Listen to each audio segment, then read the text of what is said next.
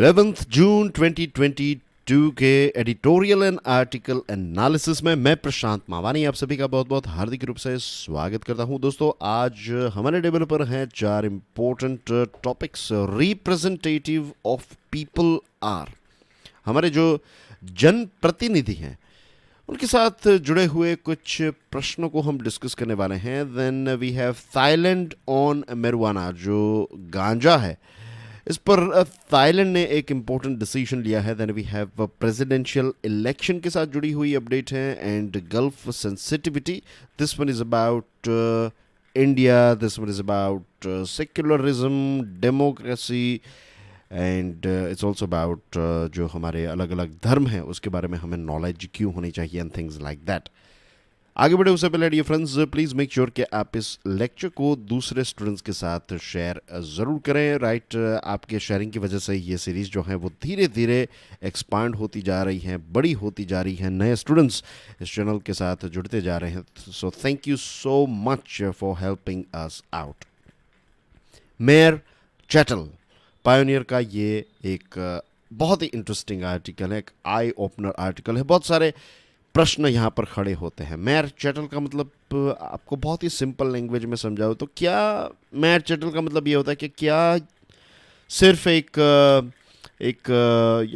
आपका yes share जो आप कहेंगे उसमें हाँ में हाँ करने वाला व्यक्ति, क्या यही है हमारे रिप्रेजेंटेटिव्स, हमारे जो जनप्रतिनिधि हैं?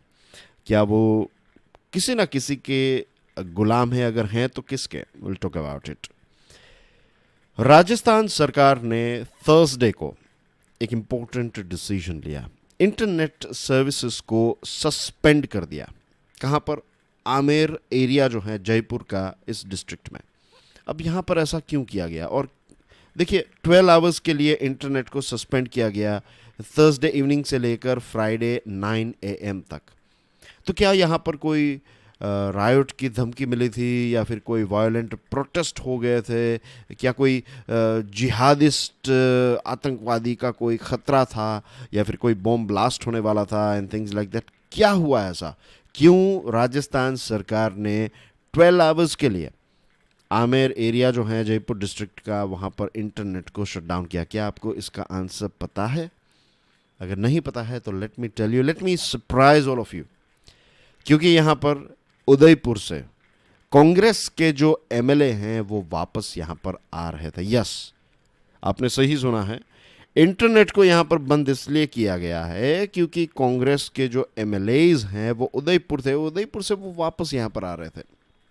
कांग्रेस गवर्नमेंट जो है यहाँ की, या फिर आप कह सकते हैं कि राज्य सरकार जो है राजस्थान की, उसको इस बात का डर है कि उनके जो एमएलएज हैं उन पर उनको पॉच किया जा सकता है। पॉच का मतलब यहाँ पर यह है कि बीजेपी जो है वो कांग्रेस के एमएलए का कांटेक्ट करेगी और कांटेक्ट करने के बाद उनको एक ऑफ़र प्रोवाइड करेगी। ये ऑफ़र किसकी होगी? ऑफ कोर्स पैसों की ऑफ़र हो सकती है, कोई पद की या फिर इम्पोर्टेंट मिनिस्ट्री की ऑफ़र हो सकती है, व्हाटएवर। तो इस प्रकार की ज़्यादातर तो पैसों की ही होगी, राइट। अब why we are talking about this thing means, क्यों ऐसा क्या हुआ? राज्यसभा इलेक्शन, राज्यसभा के इलेक्शन और यू नो के रिप्रेजेंटेटिव्स जो हैं, हम उसमें राज्यसभा के इलेक्शंस में हम डायरेक्टली वोट नहीं देते, राइट। हमारे एमएलएज जो हैं वो उसमें वोट देते हैं। तो पोचिंग ना हो जाए, राइट। राज्यसभा में कांग्रेस का व्यक्ति ही राज्यसभा तक पहुंचे, बीजेपी का व्यक्ति ना पहुंचे, और बीजेपी के डर से, या फिर जिसको पॉलिटिक्स की लैंग्वेज में कहते हैं horse trading, horse trading, right. जैसे घोड़ों पर पैसे लगाए जाते हैं, घोड़ों को खरीदा जाता है, तो वैसे ही हमारे जो एमएलएज हैं उनको इस प्रकार से खरीदा जा सकता है। और इसी का डर इतना ज़्यादा है कि आप सोचिए कि राज्य सरकार को किसी जगह पर 12 आवर्स के लिए इंटरनेट बंद करना पड़ा। किस देश में आपने ऐसे सिस्टम देखी है? जब हम ये पढ़ते हैं द वर्ल्ड्स बिगेस्ट या फिर लार्जेस्ट डेमोक्रेसी, तो क्या यहाँ पर डेमोक्रेसी मीन्स ये है डेमोक्रेसी? ये डेमोक्रेसी का सपना बाबा साहब आम्बेडकर ने देखा था, या फिर जो हमारी कॉन्स्टिट्यूएंट असेंबली, क्या ये जो उनके मेंबर्स थे कि उन्होंने क्या ये सपना देखा था? क्या भगत सिंह ने इस दिन के लिए फांसी का फंदा जो है वो हंसते हंसते अपने गले में पहन लिया था? क्या यही रीज़न है कि गांधी जी ने इतने सारे प्रोटेस्ट किए? क्या यही रीज़न है कि यही डेमोक्रेसी के लिए क्या हमारे जो सुभाष चंद्र बोस हैं उन्होंने ये जो आर्मी की स्थापना की थी, तो क्या इसीलिए की थी? क्या इसीलिए जो हमारी लक्ष्मीबाई हैं, रानी लक्ष्मीबाई, क्या उन्होंने इसलिए ब्रिटिशरों के सामने एक लड़ाई दी थी? उनको पता था कि वो उनकी मृत्यु ही होगी इसमें, लेकिन फिर भी उन्होंने ये लड़ाई लड़ी। क्यों? क्योंकि एक आज़ाद देश का निर्माण हो, गुलामी से लोगों को बचाया जाए। और यहाँ पर देखिए हमारे जो MLAs हैं वही क्या कर रहे हैं? वही गुलाम हैं। किस चीज़ के गुलाम? किसी ना किसी लालच के गुलाम है, यहाँ पर पैसों के गुलाम हैं कि कोई पार्टी उनको पैसे देगी और वो अपना पक्ष बदल देंगे। सोचने वाली बात है ना ये शायद आपके, अगर आप इसको ऐसे ही पढ़ते तो शायद ये पॉइंट्स आपके दिमाग में से ना आए, राइट। और राज्यसभा में हम बहुत सारे पॉइंट्स हैं दोस्तों, राइट। हम इसी विषय पर हाफ एन आवर बात कर सकते हैं। मैं कुछ पॉइंट्स आपके सामने रख रहा हूँ, इंपॉर्टेंट पॉइंट्स, जैसे डेमोक्रेसी, और दूसरे पॉइंट्स मैंने आपके सामने रखे। अब एक बहुत ही बॉटम लाइन में आपको बता दूं कि राज्यसभा में किस प्रकार के पॉलिटिशियंस को भेजा जाता है। तो राज्यसभा की पूरी आप देखेंगे कि क्यों इसकी स्थापना की गई, आप लक्ष्मीकांत में उसको पढ़ेंगे, और जैसे जैसे आपकी समझ और ज़्यादा गहरी होगी तो आप समझेंगे कि राज्यसभा में सीनियर पॉलिटिशियंस को भेजा जाता है। लोकसभा जो हैं तो उसमें क्या है कि लोकसभा में जो नए बिल्स हैं एक्सेट्रा, ये सारी चीज़ें आप पास कर लीजिए, राइट। लेकिन राज्यसभा में कुछ ऐसे सीनियर लोग होते हैं जिनके पास पॉलिटिक्स का एक लंबा अनुभव है, और उनके पास जब बिल्स आएंगे तो एक प्रकार से इट्स लाइक एक हमारा घर जो होता है, राइट। एक टिपिकल फैमिली की अगर हम बात करें तो जो मैन ऑफ द हाउस हैं, लेट्स से जो फादर हैं, जो मदर हैं, वो पूरा घर मैनेज करते हैं। मदर जो हैं, लेट्स से टिपिकल फैमिली की बात कर रहा हूँ मैं, तो मदर जो हैं वो खाने पीने से लेकर सारी चीज़ों, घर को संभालने की रिस्पॉन्सिबिलिटी मदर की है, फैक्ट्री बिजनेस को संभालने की रिस्पॉन्सिबिलिटी फादर की है। फादर पैसे कमा कर घर लेकर आते हैं और फिर घर चलता है। इसी घर में दादा दादी भी हैं और छोटे बच्चे भी हैं। तो अगर कोई डिसीजन, इंपॉर्टेंट डिसीजन लिया जाएगा तो दादा दादी जो हैं, भले ही वो इतने एक्टिव नहीं हैं, भले ही वो घर के डे टू डे में उनका हस्तक्षेप नहीं होता है, या फिर डे टू डे में उनकी सलाह मशवरा ये सारी चीज़ें नहीं होती है, लेकिन बड़ी कोई चीज़ अगर आएगी तो फिर क्या होगा, फादर और मदर जो हैं वो दादा दादी को पूछेंगे कि हम इस प्रकार के डिसीजन ये सोच रहे हैं, ये वो etcetera, isn't it. In the same way Lok Sabha जो है it's like father and mother, Rajya Sabha is like grandfather and grand mother. तो यहाँ पर सीनियर पॉलिटिशियंस को भेजे जाते हैं। और देखिए सीनियर पॉलिटिशियंस को भेजने की जो प्रक्रिया है उसमें भी पैसा, उसमें भी हॉर्स ट्रेडिंग, इस प्रकार की चीज़ें जो हैं वो चल रही है। This is the polity in reality. Laxmikanth या फिर सुभाष कश्यप की जो किताबें हैं, इंडियन कॉन्स्टिट्यूशन एक्सेट्रा, अगर आप वो पढ़ेंगे, लक्ष्मीकांत इज इनफ। अगर आपको और ज़्यादा इंटरेस्ट है, देन वक्त है, इंटरेस्ट है, then you can go for Subhash Kashyap की जो अब कॉन्स्टिट्यूशन एक्सेट्रा, उन्होंने बहुत किताबें लिखी हैं, तो वो आप पढ़ सकते हैं if you want. He is an expert in this area. तो वहाँ पर जब आप चीज़ें पढ़ेंगे और जब ग्रास रूट रियलिटी देखेंगे, देन यू विल रियलाइज कि कितना बड़ा डिफरेंस है। It is a so called make shift prison. अब ऐसा क्यों किया जा रहा है? इंटरनेट को बंद क्यों किया जाए? ताकि कोई इनका कांटेक्ट ना कर सके। देखिए आपको ही अपने MLAs पर भरोसा नहीं है, और आपको ये भी पता है कि मार्केट में ये चीज़ चल रही है कि अगर आपने MLAs को ऐसा ही छोड़ दिया तो उनको ऑफर देने के लिए, तो ऐसा नहीं है कि यहाँ पर सिर्फ कांग्रेस ही गलत है या फिर कांग्रेस ही वीक है। दूसरी तरफ अगर आप देखें, जो खरीदने वाली पार्टी है, यहाँ पर बीजेपी का डर है, तो वो भी पैसे देकर खरीद रहे हैं, डायरेक्टली इनडायरेक्टली यही सिग्नल आ रहा है। तो it is a so called make shift prison. आपने अपने ही एमएलएज जो हैं उनको एक प्रकार से प्रिजन में डाल दिया। जब आपकी फ्रीडम जो है वो नहीं है कि आप क्या कर सके, तो वही है ना कि आप पार्टी ज्वाइन की तो आप डेमोक्रेसी के लिए लड़ रहे हैं, सो कॉल्ड पार्लियामेंट में बैठने के लिए या फिर लेजिस्लेटिव असेंबली में बैठने के लिए, लेकिन आपकी ही पार्टी जिस प्रकार से काम कर रही है वहाँ पर डिक्टेटरशिप चल रही है, या फिर पार्टी जो कहेगी वही चीज़ आपको माननी पड़ेगी। पार्टी के इंटरनल जो डेमोक्रेसी है वो नहीं है। A weird ecosystem has developed in the political arena, isn't it? खरीदना बेचना ये सारी एक बहुत ही विचित्र सी इकोसिस्टम यहाँ पर डेवलप हो चुकी है, और हमारे इलेक्टेड रिप्रेजेंटेटिव्स हैं वो डिसएम्पावर्ड हैं, उनका ही मीन्स अब नहीं चल रहा है, तो फिर वो हमें क्या रिप्रेजेंट करेंगे? पार्टी के मैनेजर्स जो कहेंगे वो चीज़ आपको करनी है, आप पार्टी के गुलाम हैं। Elected representatives in the largest democracy of the world इस प्रकार से काम करते हैं। सोचिएगा इसके बारे में।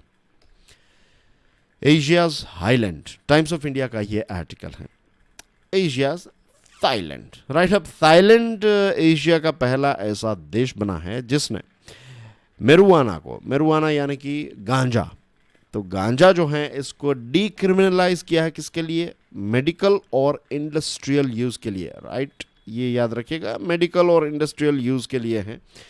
कनाडा और उरुग्वे कुछ ऐसे देश हैं। कनाडा तो आपको पता ही होगा। उरुग्वे जो है ये साउथ अमेरिका का एक देश है, और ये दो देश ऐसे हैं जिन्होंने ये जो गांजा है, मेरुआना है, इसको डीक्रिमिनलाइज किया है रिक्रिएशनल पर्पस के लिए। यानी कि अगर आपको गांजा फूकना है तो आप फूक सकते हैं। सिंपल लैंग्वेज में अगर बात करूं, किसी को भी गांजा फूकना है तो वो फूक सकता है कनाडा और उरुग्वे में। तो ये चीज़ है वहाँ पर। थाईलैंड की बात करें तो थाईलैंड जो है उसने ये डिसीजन लिया, तो इसकी वजह से ये होगा कि उनके किसान जो हैं वो अब ये गांजे की खेती कर पाएंगे, और जो एंटरप्रेन्योर्स हैं वो कैनबीज, फिर इन्फ्यूज्ड फूड, ड्रिंक्स, कॉस्मेटिक्स, इन सारी चीज़ों के लिए ये जो गांजा है वो ख़रीद पाएंगे। पब्लिक में गांजा फूकना जो है वो थाईलैंड में अलाउड नहीं है, राइट। ये नया लॉ जो नया बदलाव किया उसमें भी ऐसा नहीं है कि आप कहीं पर भी गांजा फूक सकते हैं। No, it is not allowed. Second thing, अगर आपके पास गांजा है या फिर अगर आप कैनबीस जो हैं उसके एक्सट्रैक्ट आपके पास पाए जाते हैं, बेच रहे हैं, जो 0.2% से उसमें साइको एक्टिविटी इंग्रेडिएंट 0.2% से ज़्यादा हैं, या फिर THC जो है वो 0.2% से ज़्यादा हैं, तो that is not allowed, that is illegal. अब ये जो डिसीजन लिया है थाईलैंड ने, इससे थाईलैंड को क्या फ़ायदा होगा कि थाईलैंड की जो इंडस्ट्री है तो 2026 तक इसको $435 मिलियन का फ़ायदा होगा। तो इकोनॉमिकली थाईलैंड को फ़ायदा होगा यहाँ पर। रही बात इंडिया की, तो हमारे देश में जो भांग लीव्स हैं ये अलाउड हैं, और मेडिकल और साइंटिफिक रीजंस, साइंटिफिक उपयोग के लिए आप मेरुआना जो हैं उसका इस्तेमाल कर सकते हैं। वैसे देखा जाए तो हमारे देश में सदियों पुरानी एक ट्रेडिशन रही है मेरुआना की। मेरुआना को या फिर गांजा जो है उसको कंज्यूम किया जाता था हमारे देश में। ये हमारे देश की संस्कृति रही है, यह हकीकत है।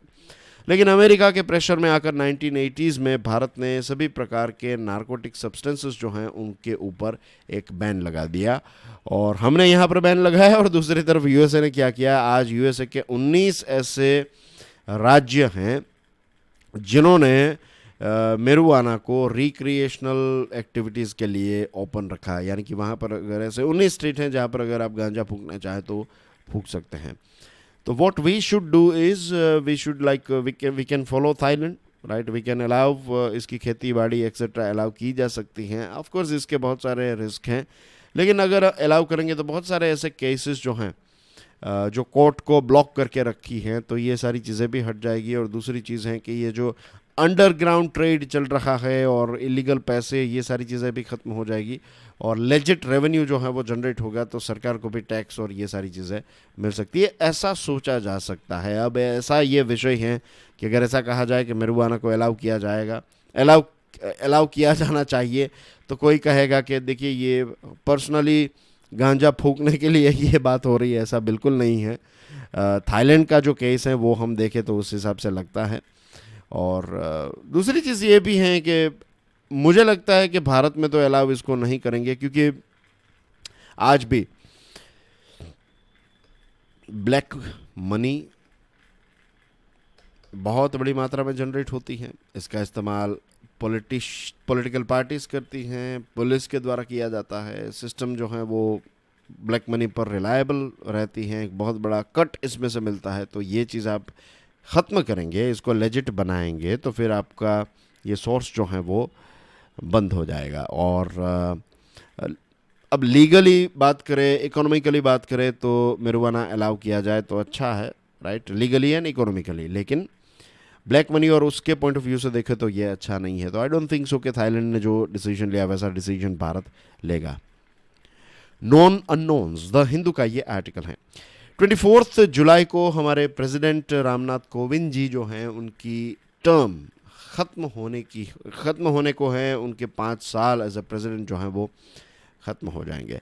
इलेक्शन कमीशन ने थर्सडे को अनाउंस कर दिया है इसका शेड्यूल, कब इलेक्शन होगा, कब रिजल्ट आएगा। अब हमें नए प्रेसिडेंट मिलेंगे, राइट। और अगेन प्रेसिडेंट का जो इलेक्शन होता है उसमें हम डायरेक्टली पार्टिसिपेट नहीं करते हैं, उसमें हमारे जो रिप्रेजेंटेटिव्स हैं वो पार्टिसिपेट करते हैं। तो इसमें टोटल इलेक्टोरल कॉलेज जो हैं, यानी कि टोटल पार्टिसिपेंट्स हैं, तो ये हैं 4809। इसमें 233 राज्यसभा के मेंबर हैं, 543 लोकसभा के मेंबर हैं और 4033 एमएलएज हैं स्टेट असेंबलीज के। तो ये लोग जो हैं हमारे अगेन रिप्रेजेंटेटिव जो हैं वो हमें वो प्रेसिडेंट को इलेक्ट करते हैं। और हर एक मेंबर जो है उनका एक सर्टेन वोट वैल्यू रहती है। This is based on the strength of population they represent, कि कितनी पॉपुलेशन को वो रिप्रेजेंट करते हैं, तो उस हिसाब से उनका जो वोट है उसका वेट तय किया जाता है। उसका एक फॉर्मूला है और 18 जुलाई को ये वोटिंग होगा। आज के लिए आपका टास्क ये है, क्वेश्चन ये है, रिसर्च टॉपिक ये है कि ये जो वोटिंग है उसका फॉर्मूला क्या है, बताइए। चेकआउट एम लक्ष्मीकांत, उसमें ये आंसर आपको मिल जाएगा, मैंने हिंट दे दी है। अब रिसर्च करके इसका आंसर जो है वो लिखना आप पर है। मैं चाहता हूं कि हर एक व्यक्ति, हर एक स्टूडेंट जो हैं, जो तैयारी कर रहे हैं, जो प्रोफेशनल्स इसको देख रहे हैं, you can wait for the answer from the student.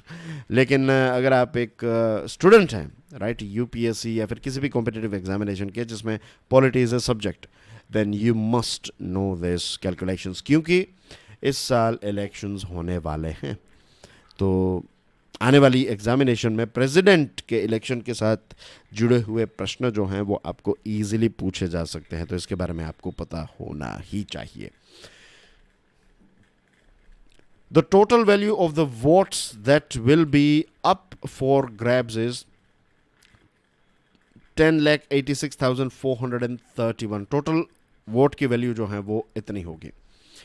BJP lead NDA, इसके पास कितने वोट्स हैं, कितने इसका टैली है 5,25,706। इसमें 20,000 वोट्स जो हैं उनके पास कम है। लेकिन बीजू जनता दल के लीडर और वाईएसआर कांग्रेस के लीडर्स की मुलाकात अभी प्राइम मिनिस्टर साहब से हुई और उन्होंने ये एश्योरेंस दिया है कि हम आपके ही कैंडिडेट को सपोर्ट करेंगे।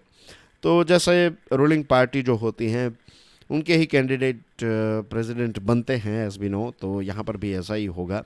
अब देखेंगे कि कौन व्यक्ति या फिर किस कम्युनिटी से, किस रिलीजियन से बिलोंग करेगा ये व्यक्ति जो प्रेसिडेंट बनेंगे हमारे। क्योंकि देखिए जो हमारे कोविंद साहब हैं तो वो दलित कम्युनिटी को आप कह सकते हैं, वैसे वो हमारे देश के प्रेसिडेंट हैं, वी ऑल नो, लेकिन जब उनको गवर्नमेंट ने, व्हेन आई से गवर्नमेंट आई मीन टू से, रूलिंग पार्टी ने जब उनका नाम सिलेक्ट किया तो उस टाइम पर यही बात थी कि एक दलित रिप्रेजेंटेटिव हो, एक के टॉप पोजीशन पर, जो हमारे देश की सबसे हाईएस्ट कॉन्स्टिट्यूशनल पोजीशन है, तो वहाँ पर एक दलित व्यक्ति हमारा प्रेसिडेंट बने। तो इसी चीज़ को ध्यान में रखते हुए सरकार ने ये डिसीजन लिया था। अब देखते हैं कि क्या होगा, राइट। और जो भी हमारे प्रेसिडेंट बनेंगे तो उसका एक पॉलिटिकल मीनिंग भी होगा, एक सिंबोलिज्म भी होगा, और ये सारी दुनिया जो है वो देखेगी। और ख़ास करके अभी हमारे देश में क्या हो रहा है कि रिलीजियस पोलराइजेशन और दूसरे चैलेंजेस आ रहे हैं, तो देखते हैं कि कौन से बैकग्राउंड से हमारे नए प्रेसिडेंट का नाम आएगा, and the presidential poll will also be a test for opposition parties जो हैं, तो उसमें क्या एकता है, यूनिटी है उनमें, नहीं है, एक्सेट्रा, ये सारी चीज़ें भी इस बार पता चल जाएगी, क्योंकि अब वी नो के अब जो मेन इलेक्शंस हैं वो इतने अब दूर नहीं हैं, तो अभी से ये सारी चीज़ों की तैयारी जो है वो होने लगती है। The gulf of sensitivity that will have to cross, the Hindu का ये आर्टिकल है, ये आर्टिकल लिखा है विवेक काज्जू साहब ने, जो फॉर्मर डिप्लोमेट हैं। बहुत ही इंटरेस्टिंग आर्टिकल है, बहुत ही इंटरेस्टिंग पॉइंट्स उन्होंने लिखे हैं। सी अभी हमें पता है कि जो बीजेपी के एक स्पोक्स पर्सन जो थे, उन्होंने प्रोफेट मोहम्मद साहब के खिलाफ कुछ स्टेटमेंट दिया था, और उसके बाद बहुत सारे लोग जो हैं वो नाराज़ हो गए for obvious reasons, and Saudi Arabia और यूएई और दूसरे जो पर्टिकुलरली ओआईसी के जो देश हैं, तो उनमें से कुछ देशों ने भारत से नाराज़गी एक्सप्रेस की, और हमने ये भी बात की थी कि कैसे ईरान के जो फॉरेन मिनिस्टर यहाँ पर आए थे, तो उन्होंने भी अपना एक व्यू रखा था। अब बहुत सारे लोग कह रहे हैं कि ऐसे ओआईसी के कुछ मेंबर्स, पर्टिकुलरली पाकिस्तान और पाकिस्तान लेड कुछ देश ऐसा कह रहे हैं कि भारत में जो हमारे मुसलमान हैं उनकी सिचुएशन इतनी अच्छी नहीं है आफ्टर मोदी, और रिलेशनशिप जो हैं वो इस्लामिक वर्ल्ड के साथ टूट रहे हैं एक्सेट्रा। लेकिन पीएम मोदी के या फिर नरेंद्र मोदी साहब के प्राइम मिनिस्टर बनने के बाद सऊदी अरेबिया और यूएई जैसे देशों के साथ भारत के रिलेशनशिप जो हैं वो काफ़ी इम्प्रूव हुए हैं, राइट। और इस्लामिक कंट्रीज़ जो हैं वो उनके साथ हमारे मीन्स उनके साथ हमारी डीलिंग्स अगर आप देखेंगे, बिजनेस और ट्रेड, ये सारी चीज़ें इम्प्रूव हुई हैं। और कल हम देख रहे थे कि कैसे बैलेंस लेकर हम चल रहे हैं कि सऊदी अरेबिया के साथ भी रिलेशनशिप हैं, यूएई के साथ रिलेशनशिप हैं, ईरान के साथ रिलेशनशिप हैं, राइट। तो वहाँ पर जो भी गल्फ़ रीजन में कॉम्प्लेक्स सिचुएशन है, तो सारे के सारे देशों के साथ हम अच्छे रिलेशनशिप डेवलप करके चल रहे हैं। और ये सारे इस्लामिक देशों की जो सरकारें हैं वो ऐसा नहीं चाहती हैं कि वो सिर्फ धर्म को लेकर ही भारत के साथ रिलेशनशिप रखें, बिल्कुल नहीं। धर्म के अलावा बहुत सारे ऐसे एरियाज़ हैं जहाँ पर वो इंटरेस्टेड है, जैसे कि investment, trade, technology, green energy, then we have education, hospitality, बहुत सारी ऐसी आईटी सर्विसेज हैं, डिफेंस फॉर श्योर, तो स्पेस, राइट। तो ऐसे बहुत सारे ऐसे एरियाज़ हैं जहाँ पर यूएई, सऊदी अरेबिया एक्सेट्रा हमारे साथ मिलकर काम करना चाहते हैं। तो सिर्फ ये देखना कि सिर्फ थियोलॉजिकल कंसिडरेशन ही रखेंगे तो that is wrong thing, and this is one of the main reason कि ये जो स्पेक्ट्रम है ये काफ़ी ब्रॉड है, बहुत सारे एरियाज़ में काम करना है, काम कर रहे हैं। इसी वजह से ये ऐसी जब भी चीज़ें होती है तो इसकी इम्पैक्ट जो है वो ओवरऑल रिलेशनशिप पर इतनी ज़्यादा नहीं होती है। यस वी नो कि देखिए कुछ ऐसी प्रैक्टिसेस हैं, सोशल प्रैक्टिसेस ऑफ मुस्लिम्स, अगर आप उनको क्रिटिसाइज़ करेंगे तो उतनी ज़्यादा कोई तकलीफ़ या फिर उतनी ज़्यादा चीज़ें नहीं होगी। बट व्हेन यू से समथिंग अबाउट उनका जो इमोशन किसी के साथ जुड़ा हुआ है, प्रोफेट मोहम्मद साहब के साथ इमोशंस जुड़े हुए हैं, राइट, तो उनके खिलाफ अगर कुछ भी कहा जाएगा तो they will not feel comfortable about it, और यही इस बार भी ऐसा हमें देखने को मिला है। अब हमारी सोसाइटी जो है ना, ये एक मल्टी फेथ सोसाइटी है, we have to understand this thing. हमारी सोसाइटी का ये पॉजिटिव पॉइंट है, ये नेगेटिव पॉइंट बिल्कुल नहीं है। I would always say this thing, and ये हकीकत है, and I strongly believe in this thing as well, कि हमारी सोसाइटी जो मल्टी फेथ सोसाइटी है, ये हमारी एक बहुत ही इम्पोर्टेंट स्ट्रेंथ है। अब देखिए कि इतने सारे अलग अलग बैकग्राउंड वाले लोग एक देश में अच्छी तरीके से रह रहे हैं। वो बात अलग है कि पॉलिटिशियंस जो हैं, जो भी अलग अलग कलर के यूनिफॉर्म वो पहने, राइट, वो तो चाहेंगे कि डिवाइड एंड रूल हो, लेकिन इन जनरल लोग जो हैं वो शांति से रहते हैं हमारे देश में, और वो अपना ज़्यादातर मेजॉरिटी लोग जो हैं राइट। टोटल जितनी भी हमारी पॉपुलेशन है, जितने भी इंडियन सिटीजन्स हैं, उसमें से मेजोरिटी को देखिए आप, 95% जितने लोग जो हैं वो काम धंधा अपना बिजनेस करना चाहते हैं, वो आगे बढ़ना चाहते हैं, राइट। बच्चों की एजुकेशन, ये वो एक्सेट्रा, उनको ये सारे लड़ाई झगड़े इन सारी चीज़ों में इतना कोई ख़ास इंटरेस्ट है नहीं। तो we need to understand this thing कि हमें क्या है कि अलग अलग जो फेथ हैं, अलग अलग सेंसिटिविटीज़ हैं, इनके बारे में अपने आप को एजुकेट करने की ज़रूरत है।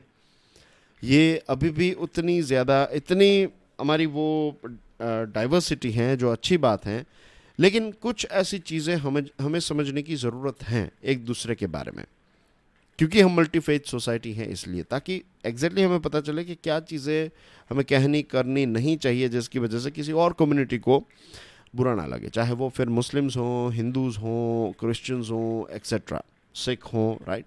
तो we should know this thing कि ऐसा क्या ऐसी चीज़ें हैं जो हमें बिल्कुल नहीं करनी चाहिए, कौन से डूज एंड डोंट्स हैं। अब देखिए क्या हुआ कि हमारे जो वाइस प्रेसिडेंट हैं, अगर आपने वो वीडियो देखा होगा मेरा इंडिया कतार और स्टार्टअप ब्रिज का, जो मैंने एक अलग से वीडियो बनाया था, तो उसमें पता है कि आपको कि जो हमारे vice president M Venkaiah Naidu साहब जो हैं वो कतार की यात्रा पर थे। तो पहले वो सेनेगल गए, सेनेगल से वो पहले वो 3 देशों की यात्रा पर थे। एक और देश वो गए थे, वहाँ से वो सेनेगल गए, और सेनेगल से फिर वो गए कतार। और जब जब कमेंट आई और जब इश्यू स्टार्ट हुआ, तब वो उनका प्लेन जो है वो हवा में उड़ रहा था, वो दोहा की तरफ आगे बढ़ रहे थे। तो पता है वहाँ पर क्या हुआ? वहाँ पर जो कतार के डेप्यूटी आमिर हैं, वो वेंकैया नायडू साहब को एक सेरेमोनियल तरीके से वेलकम करने के लिए एयरपोर्ट जाने वाले थे, लेकिन ये जो कमेंट आई, तो इस कमेंट की वजह से फाइनली कहते हैं, ये न्यूज़पेपर था, हिंदू न्यूज़पेपर, ये कहता है कि शायद यही रीज़न था कि कोविड का बहाना देकर फिर डिप्टी आमिर जो हैं वो वहाँ पर नहीं गए। और ऐसे सर्कमस्टेंसेस में जो कोई सीनियर व्यक्ति होता है वो जाता है, लेकिन ये पूरी जो कस्टमरी बैंक्वेट हैं, इसको ही ये सारी चीज़ें फिर जिस लेवल पर होने वाली थी वो नहीं हुई। क्यों? क्योंकि ऐसा स्टेटमेंट दिया गया, और कतार ने एक बहुत ही स्ट्रॉन्ग तरीके से इस चीज़ का एक प्रकार से आप कह सकते हैं विरोध किया। Indian ambassador in Doha was called on 5 जून को हमारे इंडियन एम्बेसडर जो हैं दोहा में, उनको बुलाया गया और उनसे ये कहा गया, डिमांड की गई कि आप पब्लिक एपोलॉजी कीजिए। देखिए ये जो स्टेटमेंट दिया था ना, ये बीजेपी के एक स्पोक्स पर्सन ने दिया था, इंडिया के कोई ऑफिशियल ने या फिर यूनियन मिनिस्टर ने या फिर कोई मिनिस्टर ने नहीं दिया था। तो ऑफिशियली भारत जो है वो इस चीज़ की माफ़ी मांगे, that is not right. BJP as a party या फिर जो भी व्यक्ति हैं वो माफ़ी मांगे, that's a different thing, we have to understand this thing.